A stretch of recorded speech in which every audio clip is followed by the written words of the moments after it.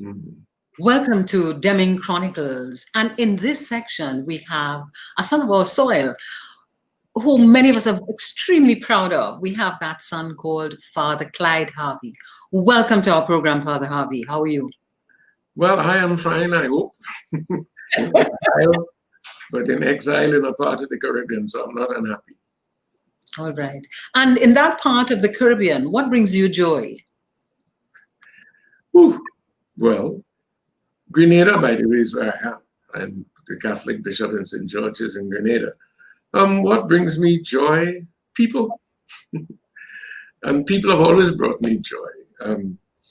Whenever I think of joy and people, there's some people come to mind immediately. You ask about Grenada, but I mean, if I go back to Trinidad, there's a little old lady in a senior citizens home, and she's 90. Mm. But when I first met her, she was part of Rosary Parish, where I was. And she was a former teacher, a wonderful human being. And we became good friends. Eventually, life took its toll on her, and she went into this home.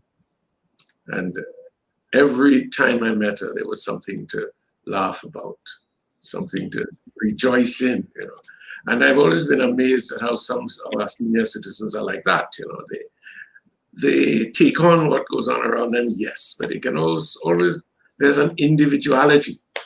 And that is what I think I like about her and about many others. They have a unique personality that shines through.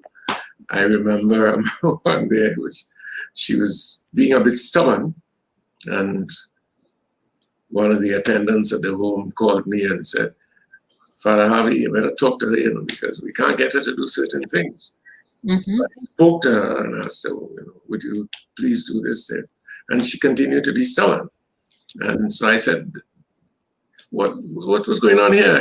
Do I have to kiss your foot to get you to do this? And she looked me straight in the face and she said, any other part you want to kiss, Father?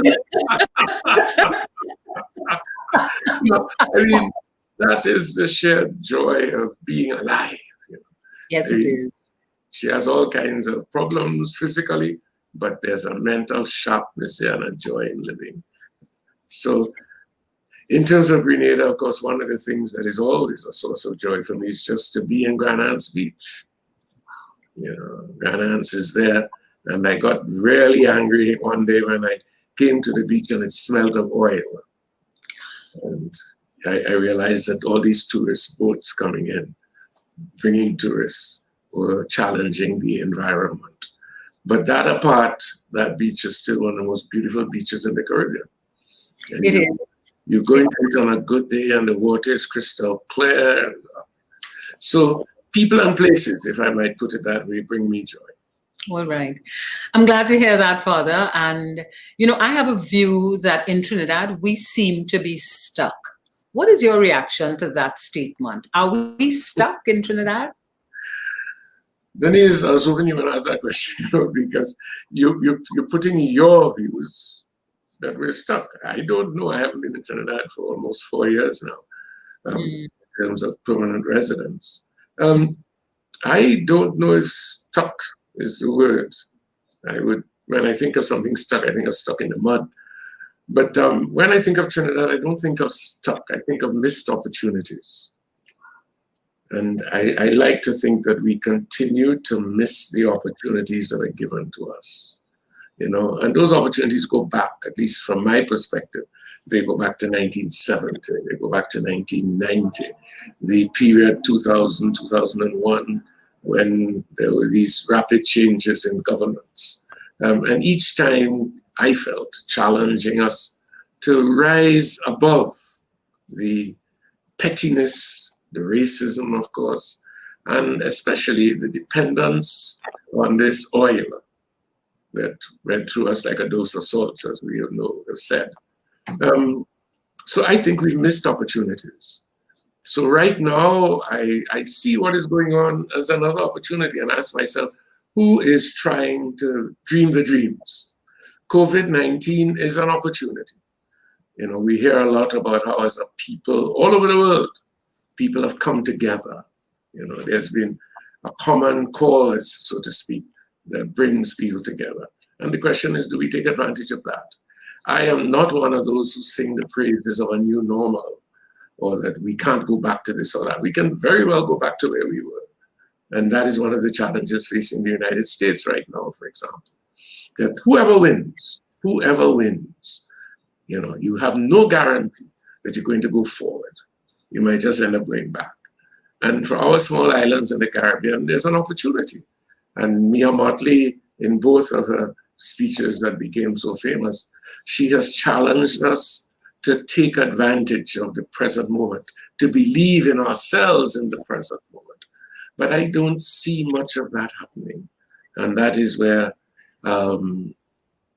if anybody is stuck, you know, it's those who lead us who are stuck in their own perceptions of what leadership means in the Caribbean.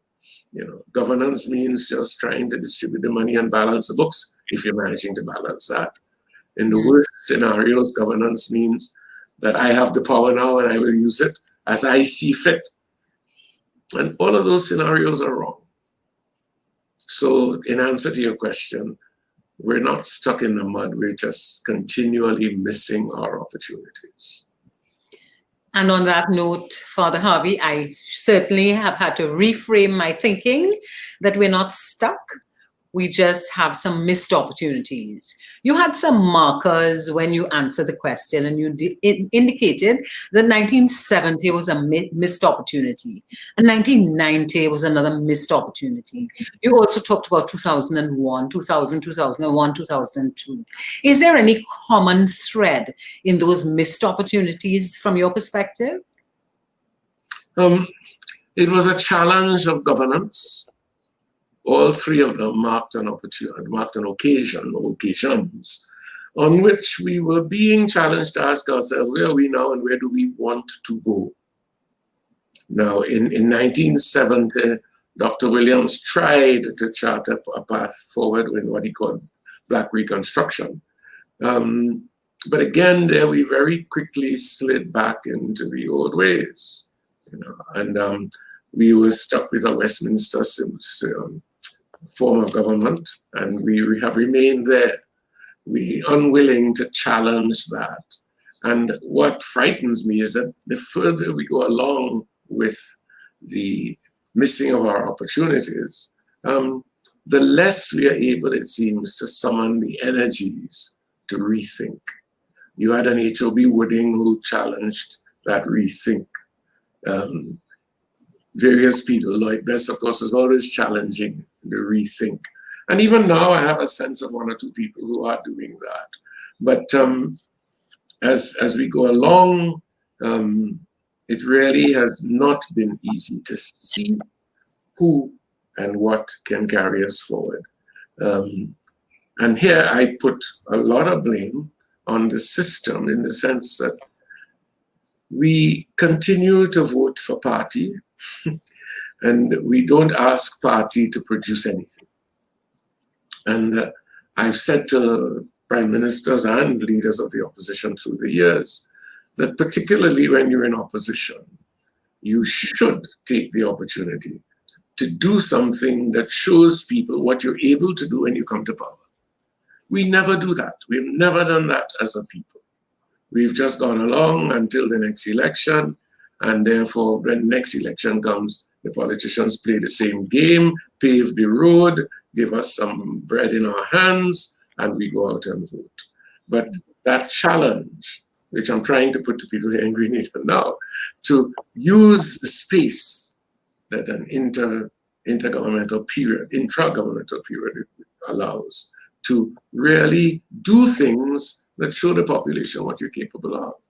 And in that sense, I think one of the things that's wrong with the system is, and I can't be sure of this now because I'm not close enough to it, but I really feel that what happens all the time is that the party is used as a vehicle to win an election, and after that it is no more.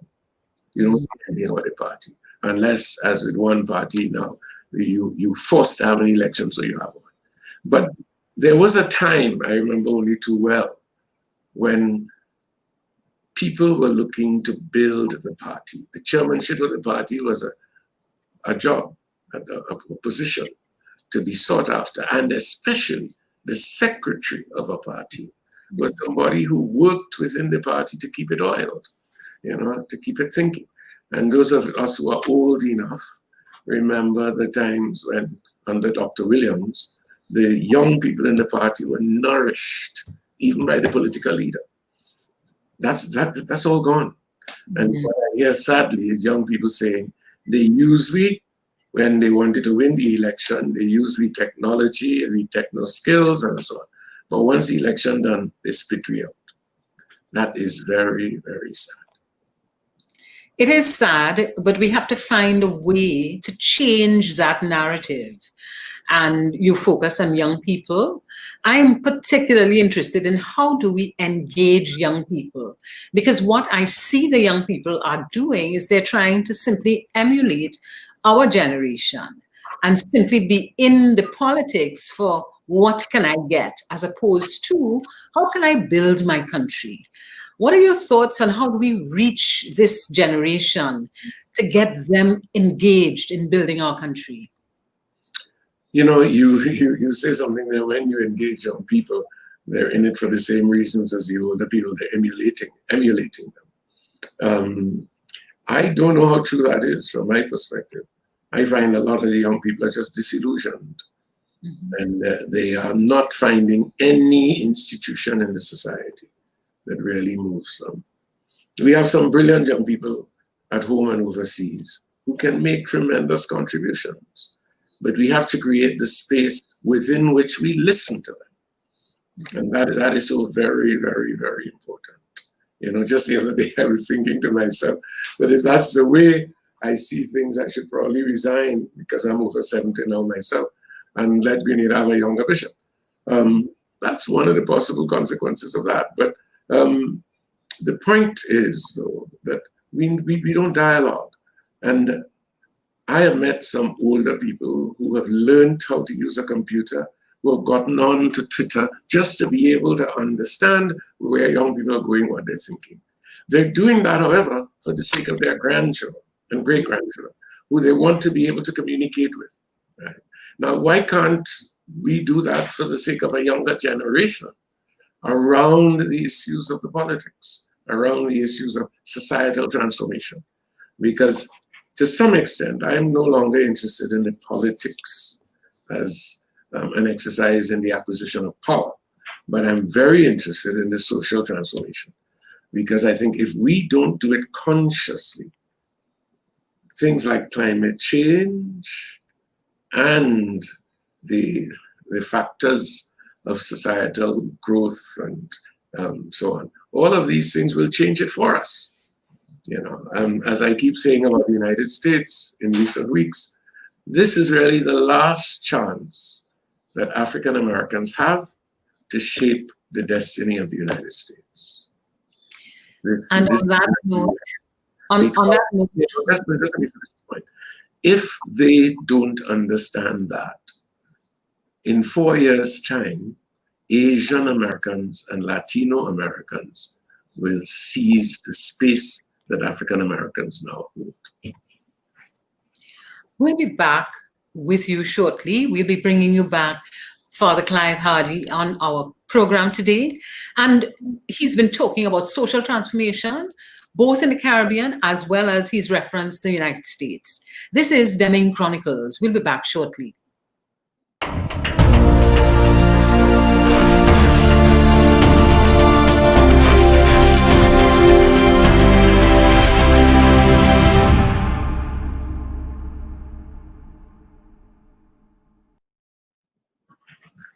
Welcome back to Demming Chronicles. And in the previous segment, Father Harvey was talking about the US elections and talking about the possibility that in another 4 years, the Asian and the Latino community will be at the forefront of the United States. There are some parallels in Trinidad and Tobago because we've had changes in our politicians. We've had two parties and they represent the Afro base and the Indo base. And really the question is, Why is it we've not transformed and had the social transformation that is necessary for our societies to move forward? Hard question, Father Harvey. Well, I mean, it may seem hard, but it's part of a very common human predicament, and that is the self-centeredness and the greed that seems to be our original quality rather than something that we just acquire. You know, as a Catholic priest, one of the things that has happened to me over the years is that I've come to believe more and more in what we call in the theology original sin. You know, that somehow there is something deep inside of us that eats away at our goodness, at anything, and become obstacles to any attempt to be good.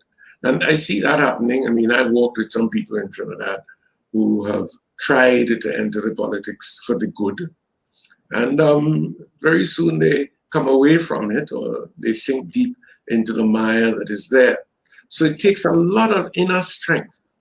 You know, John Lewis is somebody who I look on with tremendous admiration, because he came through the ropes. But one of our challenges throughout the region is that I don't think you can name a single politician now in the Caribbean who has suffered for his country. And that's sad. That's really sad. You have not won the right to govern. You have been given it. And what do you do with it?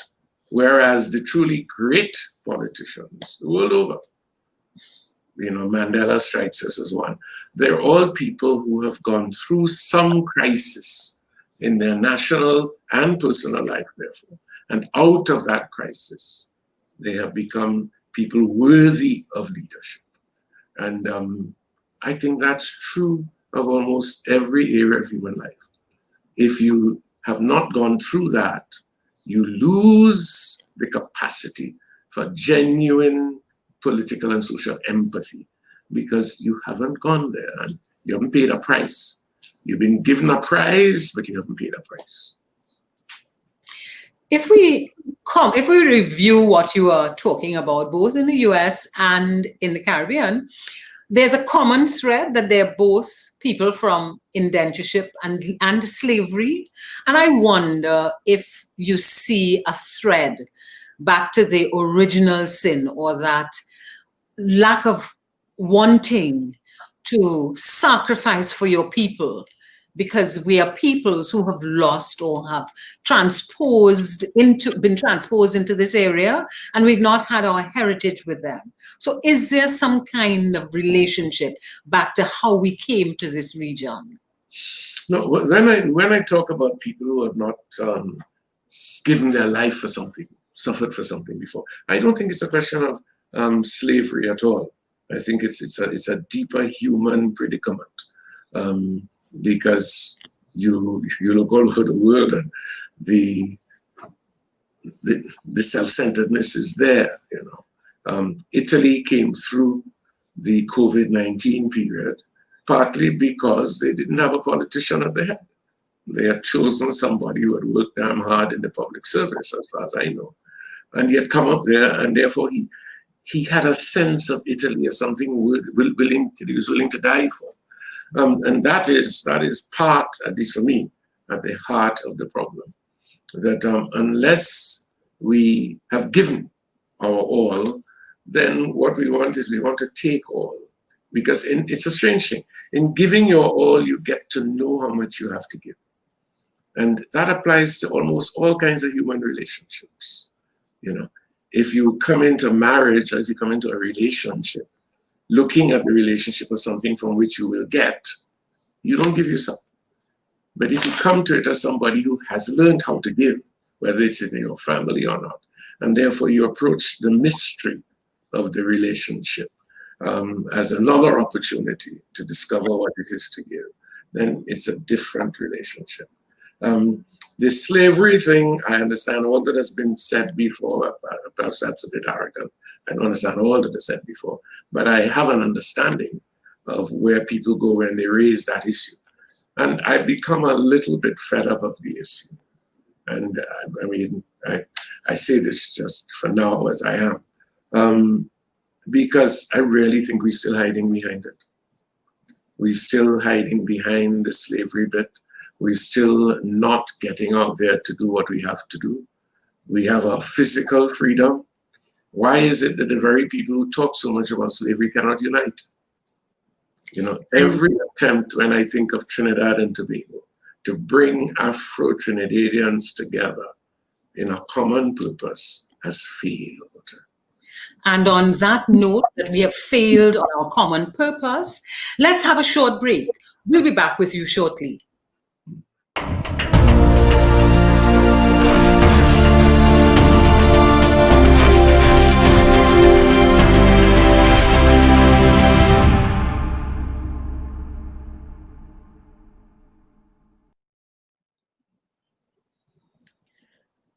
Welcome back to Demming Chronicles, and on set this evening is Father Clyde Harvey, one of our beloved sons of our soil, who is now in Grenada. He's serving in Grenada, but we look forward to him coming back here and sharing his wisdom and his knowledge and his experience and his thoughts. Father Harvey, there's an issue that I have been contemplating, and I wanted to just hear your views on it. There's this conversation around toxic masculinity. Toxic masculinity is what they're calling it. And I wonder, why is it that our men, and particularly our Afro-Trinidadian males, are underperforming? What are some of your thoughts on that? Wow. When you talk about underperforming, my first question is underperforming where? If we're talking about academically, that is true, but we have to be careful how we measure the performance. Because one of the things that I'm very clear about myself is that education is about stimulating interest. It is about offering people a vision of the world around them, not simply about a language. And even in the way you teach language, I look back now and I say to myself, this was real rubbish, you know, because you were taught a language, but you were not taught that a language was something you communicated with.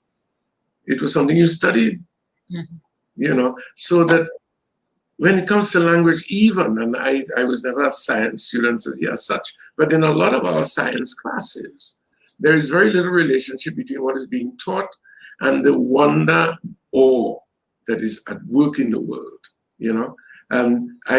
One of the things that, for instance, I laugh at all the time, remote control on a gate.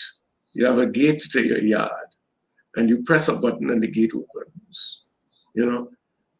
How many of us know how that happens?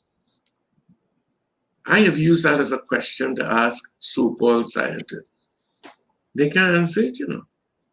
They have not taken the reality with which they live and turned it into something of which they are a part, you know. And so that when we come to talk about things like masculinity and education especially, our education and socialization is the process through which we will develop real men.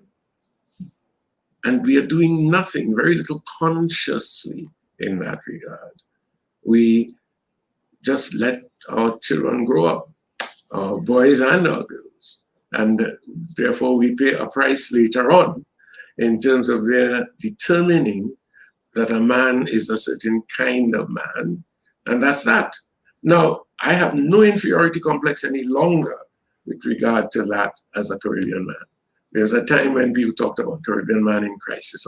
I have no inferiority complex with regard to that, because I see it at work in the whole world. Donald Trump. You know, when I hear that more men are voting for Trump, and it's, you know, very few men are interested in voting for Biden, I say to myself, wow, it's the same problem, you know.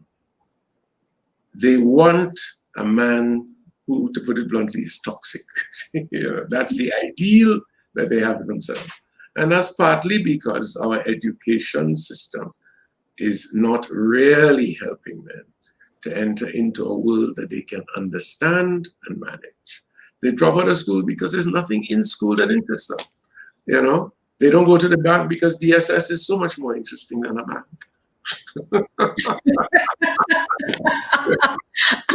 And Father Harvey, on that note, with regard to DSS, I mean, I have laughed about it because I just could not understand how people could support and be part of something described as drug susu. But you've just given me a little window into it, that it doesn't have the excitement. And you're saying that our education system is not providing the stimulation, the excitement, so that our young men, and a lot of our men, are moving to other things. But we continue to see them in negative ways. And I'm interested in what kinds of issues, what kinds of action do we need to take just to be able to turn them just a little, so that the aggression and the bad boy attitude and the crime, so that we get a handle on that, because our societies, Trinidad in particular, is drowning in what I see as this toxic masculinity, as evidenced by the men, the young men, being involved in crime and drugs and guns and everything that is illegal. Yeah, but Dennise, has anybody done the research about masculinity, which really helps us to understand that? What percentage of our young men are involved with guns and that kind of thing? Even when I talk to those who are involved with guns, how many of them are happy with their involvement with guns and drugs? I don't think that that's the majority of the young males in the society. I'm sorry, right? Because there's a sense in which we have quarreled off Laventil, Maloney, La Roqueta, and perhaps La Romaine and wherever else. And Embacadere and Bukaru. Yes, that's what I was thinking. We've quarreled off those areas, and we have seen them as representing the young, especially black male, because ever so often somebody shoots somebody in there, ever so often. But when you live in those areas, and every time I hear about a young male succeeding in those areas, I say to myself, he never makes the headlines. Yes. He never makes the headlines. But I would like to believe that there are more young black men in this country of Trinidad and Tobago who are not toxic in their masculinity than there are who may be that way. Part of the problem is that that is not acknowledged, that is not held up, and quite frankly, that is not affirmed in the relationships with women, right? Again, when you look at the Donald Trumps of this world, you realize that for a lot of people, that kind of aggressive man is the one who male. I've known of a number of marriages that have failed because the woman said, he's a soft man. I think you really threw that one to take me off guard, because I was not aware of marriages that failed because he's a soft man. But interesting. You have raised the issue that the data may not really support that imagery, that the black young male is generally involved in crime and drugs and so on. And I really can't counter that, because I certainly know more young men who are doing positive things than I know young men who are involved in negative things.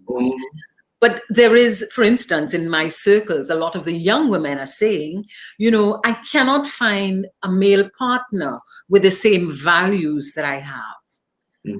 That is there's beginning to be a little crisis there, where our young people are exercising other options and are actually saying that, I can't find a man who I really respect. Any comments on that? Well, we have a problem at the level of the education system, and of those who, let's say, have secondary and tertiary level education. We have a really serious problem with that in the society now, that the balance just isn't there. As I say, and I see it as the fact that there's a lot that is not of interest to the male in the species, and when it comes to education, there's no interest. There's no interest in the studies, there's no interest in moving from secondary to tertiary level education and so on. So in that sense, I understand the women's plight. Now I'm going to say something that you and a lot of other women will get angry about. Just as we expected men to help young women achieve. You look for a man who could bring you up the ladder, and you married a man who would, improve you. And a lot of men in those days took the time. Usually it was financial and so on. But I know a few men who have taken the time to sacrifice themselves for the sake of their wife and their family. And I think the time is coming when women, well, it may be here already, when women have to say, have to think that it's not enough for me to complain. It is important for me to do two things. One, to make sure that the man-child that I bring up is not like the men that I detest. And then secondly, maybe in terms of permanent relationship, to meet a man and challenge him and let him know that you're there and willing to walk with him through life. And it's not going to be easy. I'm not fooling myself about that because I'm not on the market myself, so I don't know what will go on. But it's going to require some sacrifice. And I see that particularly when I think about Black communities on the East-West corridor. I keep saying to people that those communities are not going to be saved simply by social workers. My Catholic Church tradition has a history where you come to understand that at various moments in time, it is necessary that people who are willing to give their lives totally for a purpose and a project get into it, give their lives. The church supports them in doing that, and that's how you get meaningful social change. If you look at the Irish in the United States, when they began to migrate from Ireland during the potato famine and all that, it was religious orders, men and women given to education, to nursing care, healthcare, and so on, who went to these communities and worked with them at great cost to themselves, in order for them to achieve their goals. And I think that it's important. I hear people talking all the time about how we're not able to get together. I'm not sure whether fighting to get together now is a real thing. It may be that some individuals have to say, this is what is necessary. I am going to start, and I start, and whoever wants to come with me, come. If nobody comes with me, I do what I do. And that kind of total self-giving is the way you achieve, in my view, lasting transformation. And on that note, Father Clyde Harvey, talking about lasting social transformation requires for some of us to step forward, whether or not there are people behind us. Thank you ever so much. This is Demming Chronicles. We'll be back with you shortly.